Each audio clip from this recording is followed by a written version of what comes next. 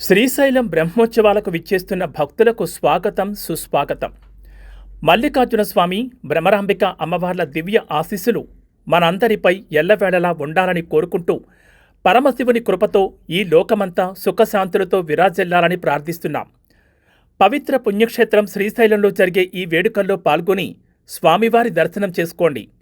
ఇట్లు ధర్మకర్తల మండలి అధ్యక్షుడు పోతుకుంట రమేష్ నాయుడు మరియు M Srinivasarao, special grade deputy collector మరియు కార్యనిర్వహణాధికారి.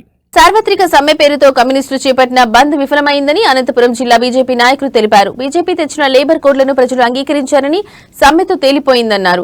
కమ్యూనిస్టులు చేసిన ఉద్యమానికి సంపూర్ణ మద్దతు తెలిపిన పార్టీలను ప్రజలు తిరస్కరించారని విమర్శించారు. పార్లమెంట్లో ఈ చట్టాలకు మద్దతు పలికి వీధుల్లో నిరసన తెలిపాయని మండిపడ్డారు.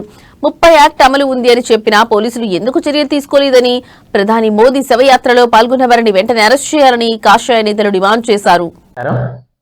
సోదరుడు రామాంజనేయ ప్రసాద్, ఎస్సీ మోర్చా రాష్ట్ర ప్రధాన కార్యదర్శి, భాజపా నాయకులు నాగరాజు గారు, గోవర్ధన్ గారు.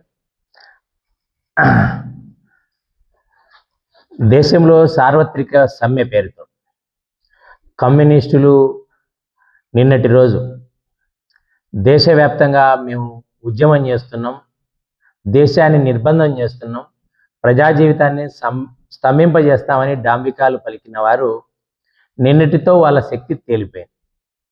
బంద్ విఫలమైంది. జనజీవనానికి ఎటువంటి ఇబ్బంది కలగలేదు. ప్రజలు వారి బంద్ను పట్టించుకోవట్లేదు.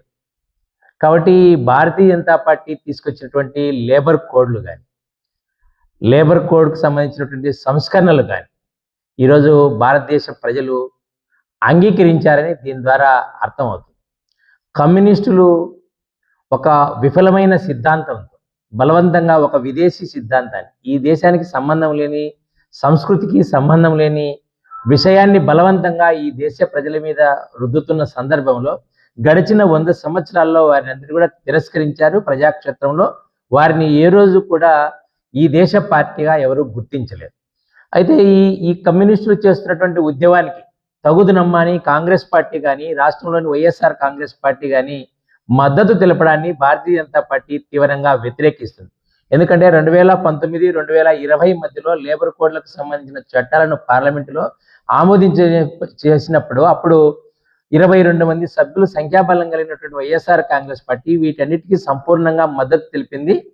వీటిని యాజమాన్యాలు కూడా సమర్థించాలని మాట్లాడిన పార్టీ ఈరోజు ఈ బంద్కు మద్దతు పేరుతో వైఎస్ఆర్ కాంగ్రెస్ పార్టీ వీధుల్లోకి వచ్చి తమ జెండాను ప్రదర్శించడానికి కారణం ఏంటంటే, అనైతికంగా సిద్ధాంతంగా ఏమీ పొత్తు లేకున్నప్పటికీ కూడా రానున్న రోజులలో అనైతిక పొత్తులు పెట్టుకోవడానికి, అక్రమంగా చేయటం కోసమే ఈరోజు ప్రజలను నమ్మించే ప్రయత్నం చేసడానికి